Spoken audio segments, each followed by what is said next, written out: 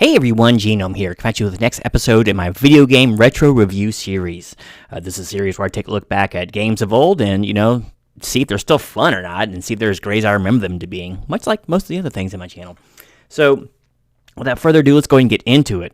I'm going to go back to PS2 games. A lot of PS2 games are going to be on like these reviews because I think there's so many more great, but a lot of them really flew on the radar because there were so many great games on it, when you had games or systems like the NES where there was a lot more poor quality games probably than really extremely memorable ones, it's easy to find the stuff to review on those. But when you go into like great systems like the PS2, there were just so many options, and there were so many middling games that were just on the cusp of greatness, and there was just plenty of good games. There wasn't a whole lot of like completely, truly awful games, other than maybe some licensed stuff was all pretty much universally awful.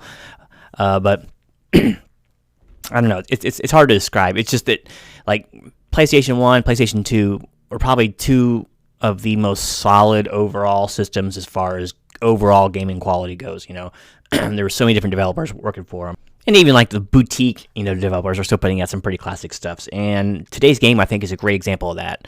This is a game that I found to be pretty great. I mean, it's not legendary on the system, but I found it very, very, very enjoyable just because of how different it was.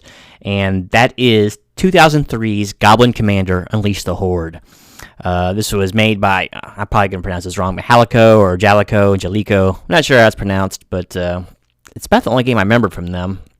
At least for that system. But let's start off with the really cool thing. I love this freaking box art, man. That's awesome. And this actually shows a couple of different clans here. But let's get into what I think made this game so great. First things first, this was a real-time strategy game. You could take direct control of any of your units, which was a very nice touch. Consoles are not good with RTSs, and that being the case, there's very few of them actually ever released. But this game really did some things to make it work. The interface is extremely simple, and it works very well on the controller setup. Normally, you want a mouse, but this game managed to get the best out of the hardware available for the PS2, and so the actual controller setup is fairly good. You can wind up controlling up to 3 different clans, and I'll get into that in a bit, of your goblin minions and units. Each of them has a different mapping on the controller, like square, as I recall, triangle, and circle. All let you basically control that horde specifically. It's hard to explain, but suffice it to say, it's a simplified interface.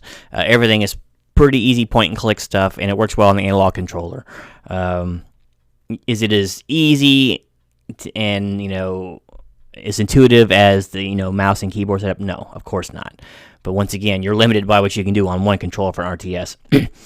And you would think that being the case, that they would totally limit how many minions you could have. But technically speaking, you can have up to 30 minions under your direct control, including a gigantic tank kind of character, like a big monstrosity character that does huge damage and takes a lot of hits to kill. So basically, you have 31 units on the battlefield at any given time, and you can control them individually. You can set waypoints. You can have them attack automatically. You can point and click where they need to attack. You can pick specific clans to do specific things. It's very robust for a console RTS, especially one from a smaller developer, that you've never really heard of before. But yeah, man, you go around in this game and you do normal RTS things, except for in the Goblin kind of world lore that they've created. You do go around collecting resources to build your units and your clans and all that. But instead of, money or whatever, well, you do collect money actually, but the main resource is souls. Basically, when you kill an enemy or you capture their soul well, you start getting souls to spend on your own units. You can also break things, vehicles or environmental objects like boulders or logs, that sort of thing, and you can collect gold that way too. And that lets you rebuild like clan shrines, pay for upgrades, basically all the typical stuff you'd expect in an RTS, right? But what I love about this game so much is the world that it builds. It's really simple, but I don't know, it just fires my imagination somewhat. I mean, for looking at the cover, you're dealing with goblins, right? But these aren't like natural goblins you think about in fantasy stories, right? The main protagonist of this game is a wizard called Froxx. Our kind was not so much born as we were created, wrought through the power of the Moonstone by the human Froxx. Froxx created all the goblin hordes, right? Because he's building this great machine that's supposed to do some big thing. A great machine that would grant us power beyond our wildest dreams. We don't find out what that is till much, much later, and we don't really ever find out why he's doing it. Froxx is basically killed off right in the intro, so you don't really learn anything else about him. But he created the 5 different clans of goblins to do the work that he needed to get done, right? And they all specialize in something different. And he gave each of those clans a leader, chiefs in this game. So one of the really creative things about this game is not only did they do all this cool, very simple but cool lore behind it, they gave the goblins their own language. So they don't speak in English when they have little pop-up heads or whatever. They speak in their guttural goblin language. And, it's not a ton of it, but that's a nice touch.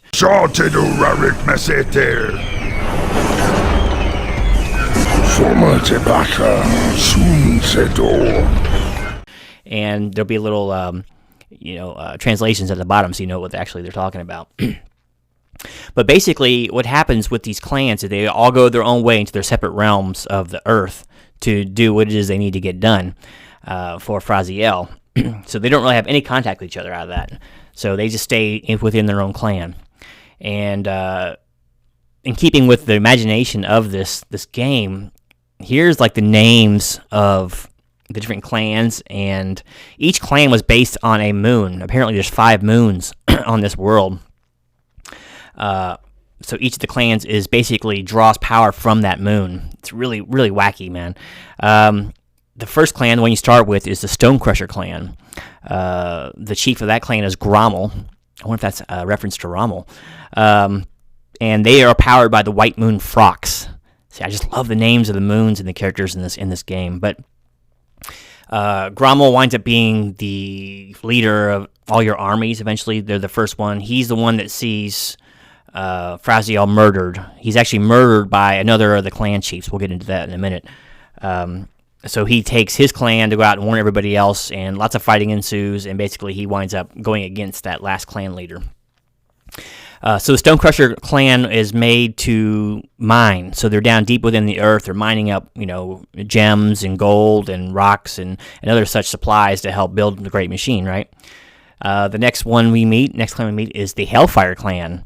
Their chief is Grax, and they draw their power from the red moon Helix. I can always say that word. Another cool name, man, for a moon. These are the ranged units in the game. The Stonecrushers are basically melee and building damage, with an emphasis on, getting up close and personal. Hellfire clan is a ranged. They're basically snipers and that sort of things, and bombardiers. So they're weak in melee, but strong, really strong in range, right? So they won't last long up close, but if you get them behind some melee units, they can wreak havoc, right? The next one you meet are the Stormbringer clan. Their chief is Fane, and they get their power from the Blue Moon Tryst. These are the sorcerers of the game. I forgot to say that the Hellfire clan was created to gather wood and things so they could burn in the furnaces to help manufacture the great machine. Yeah, so from there we do meet the Stormbringer clan, like I was saying, and these are the wizards of the game, and their units, a lot of them are spellcasters, and they're once again more ranged units, ranged and support. Their leader is the most intelligent of all the clans, and so they use that intelligence to gather electricity from the storm peaks, like the top of this mountain, to help power the great machine. It's just so cool how all the parts interlock, right? From there we go into the swamps, and that's where we meet the Plague Spitter clan. The Plague Spitters are led by Chief Sist, and they get their power from the Green Moon Fust. They are out there to gather herbs and acids and things like that to do whatever it is they need to do to the machine. But they have a vital role for like powering the machine with fuels and things. And these guys are kind of a debuff clan. A lot of their stuff will take away armor from the others, and they have kind of a good mix of different things, but they're mostly weaker in melee combat, and they're mostly ranged once again. And from there, we finally go into the Night Horde clan. Night Horde clan, they inhabit old battlefields, and they scrounge around with corpses and gather weapons, and no one knows why this clan was created, because they don't share any of their stuff with any other clans or with their master. And we find out that their chief, Naxxus, he's the one that killed Fraziel at the beginning. The other clans wouldn't believe Grommel when he told him this. The Night Horde draw their power from the Purple Moon, Farthus. So they wind up being the final boss in this game. And it's interesting. So basically the long and short of it is, once Grommel sees Fraziel killed, he survives, and he goes and tries to tell the other clan leaders. Well, none of the clan leaders trust each other. They don't work together. So basically they wind up attacking Grommel wherever he goes. So he has to wind up destroying the clan leader of the other clan and then taking over the clan for himself. So he becomes this big general as he gathers more and more units and soldiers throughout. At the end, he's controlling everybody, including some Night Horde clans too. So it's just such a simple, but I don't know. This story fires my imagination. I love to think of these things, these constructs, because, like I said, Fraziel created these things with his magic. So they're not technically like living beings naturally, but you take the souls that were in the earth and you put them into these bodies, these goblin bodies, and then you have basically a living creature, sort of. It's a little bit hazy on how it's done, but that's the gist of it. And I just find it so cool. And so there's some interesting things going on with it, technically speaking. Like I already mentioned, the easy layout that you have. You can zoom the camera in and out. There's a fog of war over the maps, of course. You can open that up a couple different ways. You can capture an observatory that opens up a lot of it. Once you walk over an area, it stays, unfogged, as it will. You can buy runes and find runes that add attack things, like raining fire or healing rain, that sort of thing, freezing enemies, that sort of thing, in an area of effect. So it's pretty cool. Another nice fact is you can usually build up one super strong support character for your clan, each clan. So, like, for instance, the Stone Crushers have a drummer, and he constantly he's always beating his drum, and that's regenerating the health of your units at all times, especially out of battle.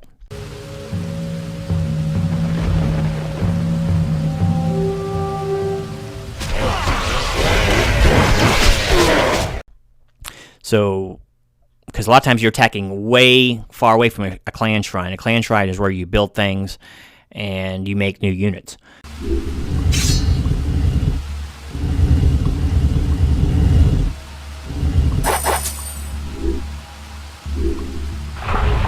So you can be clear across the map, and if you get wiped out, you got to start, build your guys up and walk them all the way back across there again. So it can take a while. So it's nice to be able to heal without having to return home, that sort of thing. Like the Hellfire has one unit that can increase your attack distance. Now keep in mind, you only can control 10 units of each clan. So you can only have one support unit. So that'd be like one support unit and the 9 of the regular units. So you really got to think about which ones you want to use. The Hellfire clan's not really needed. In fact, you can tend to pull enemies you don't want to when you have the extra range sometimes. But Stormbringer has a guy that gives you armor. He boosts your armor up to crazy levels because you can upgrade to each unit 3 times, and they gain more armor or more attack, more health, and all kinds of stuff. And they start glowing, like pieces of their armor start glowing and all that.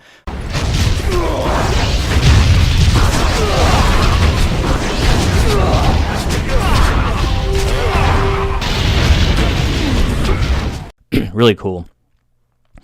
Plague Spitter, they have a Spore Fiend kind of support unit, and he basically is constantly tossing an acid cloud around to the enemies, and it lowers their armor value. It's really cool. And the Night Horde, he has a guy that steals souls, so it's really interesting. Like, each clan has, I think, five 5 units, different units that they can use, and they each have their own distinctive Titan. I think that's what they call Titan. Like the Stone Crushers have this gigantic cave ogre.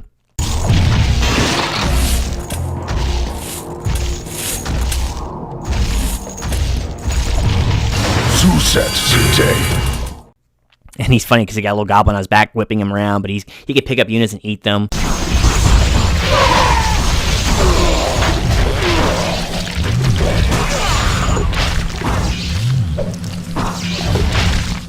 You got one for the Hellfire Clan that's like they call it a War Pigapult. It's basically a giant boar that has a big catapult on it, and you can launch like fiery boulders and run around this giant pig. It's so cool. Stormbringers, they had like this giant metal construct that's like bound together with electricity. Really cool looking. Plague Splitter. What do they have? Oh yeah, they have this gigantic slime. It's basically a puddle of slime that's corrosive, and you can move it around, and it grows bigger as it eats things. And then Night Horde, they have like a giant spiked ball, so you get in this ball, and you can roll it around like Marble Madness, and just crush over stuff. But yeah, there's lots of different levels for each of the clans you got to fight through. You can't always just brute force it at first because you're usually surrounded. You usually have one base at the very beginning and maybe a soul fountain, so your resources are limited at first. You kind of got to ease your way out and don't really charge ahead until you build up a lot of resources and have units on standby, right? I mean, that's the general rule for most RTSs, but it's really evident in this one because you can just beat your head against the wall by keep sending them to battle, because your units will automatically go to where their clan is if they're like fighting something. So if they're just coming out in 1s and 2s, you're going to get decimated that way. So you got to try sending big groups at a time, right? You can build like turrets to help protect different places. You can actually build them on the fly where you're at, and they're pretty strong, or put them back in your base for defense. But yeah, that's basically it. I mean, as far as the strategy elements go and what you can do technically, but this game just works for me. Graphically speaking, it's interesting. You can zoom in pretty close when you're controlling the units. They lose a little bit of res, when you do so. They look really good. I think it's the second setting, it's fairly close to the screen, but there's a lot of detail. They're always moving around, they're twitching, they're grunting, groaning, and they're goblins, right? They all make death noises when they die. You can hear the weapons swinging, like the pit boss unit for the Stone Crushers has a metal whip, a chain whip that they use, and you hear it like whoosh, whoosh, but it's like a chain link sound. It's really cool. You can hear the drummer guy boom, boom, boom, boom, boom, boom. It's really cool, and there's like these nice little effects for like the guys putting shields on you. It's a lot of really good sights and sounds in this. The maps aren't terribly detailed, but they're plenty good enough. I mean, they're full of rocks, boulders, trees, other units. Some of them have water in it. It's all kind of zoomed out, like I said. But once you zoom in, there's a little bit of detail they have, but nothing spectacular. But that's just par for the course especially for a non-PC RTS kind of game, right? And just fun. I find this game fun. I always have. There's no online component, of course. There is a 2-player version of this. I have never actually found anyone to play with to test it out, but I'm sure it's fine. It's split screen. But let's see if there's any. I'm gonna see real quick if they had any pictures to show you. Here's the actual manual cover art, but I just love the art style of this game, and like there's some pictures, like a turret down there, and the gigantic cave ogre, and the units. They have this really nice style to them.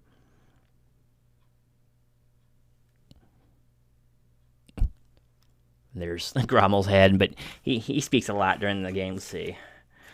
Here's another cool one. Like, here's the pig I was telling you about, the War Pigapult.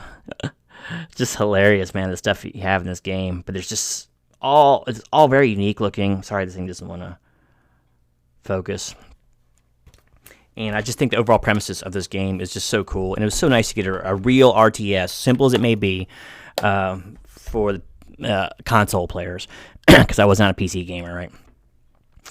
So yeah, I think this game is great. I think it's criminally underrated. I think a lot of people, if you're used to playing a PC RTS, yes, this game is going to seem kind of simple to you and, not nearly as intuitive, a little bit harder to play. But, for those of us who cut our teeth in the console market, this was probably the best they had to offer on the system, if I'm going to be honest with you. And definitely the one I played the most. I just love this game to death. I play it every now and then, still to this day. I just think it's fun. I love the world that it built. I like the gameplay, but it all just works. The only complaint I have about it, I wish it was longer. And there's like a new game plus. There's not really anything to do once you beat it once, I like to replay it, but, you don't get anything extra for doing so. And the interesting thing is the last level is extremely difficult because it's timed. You have a 30-minute timer, right? 30 minutes sounds like a lot, but it's not in an RTS because you still got to build resources, but you got to go out. This one, you got to stretch resources to the limit, and just because you don't have time to sit around and build things up, you just got to go. So you really got to plan your strategy. It's pretty difficult, but very satisfying. So yeah, I can't recommend this game enough. I just love it. If you've never played it before, I would recommend giving it a try if you're into this kind of game. If you have played it before, let me know down in the comments below what you thought about it. If you think that I'm being a little too effusive in my praise for it, but I just love this game, man. And like I said, it's kind of an unknown gem, untalked about gem, I think, on the PS2. And I would highly recommend anyone to give it a try who still plays games from that system. So, all right, I'm going to wrap it up there. Thanks again for watching. Don't forget to like and subscribe. Stay tuned for more review content coming up in the near future, because as you all know, if I can review it, I will do it. Don't forget to join the Gene Bank, as I asked below or before, to go ahead and stick your comments down below. I read and answer everybody. Love to hear from you guys. I'm also open to suggestions sometimes on games and movies. I've done a few of those in the past. But yeah, like I said, try it, play it, let me know what you think. All right, until next time, this is Genome. Just wishing Grandma was in charge of his little army. Out.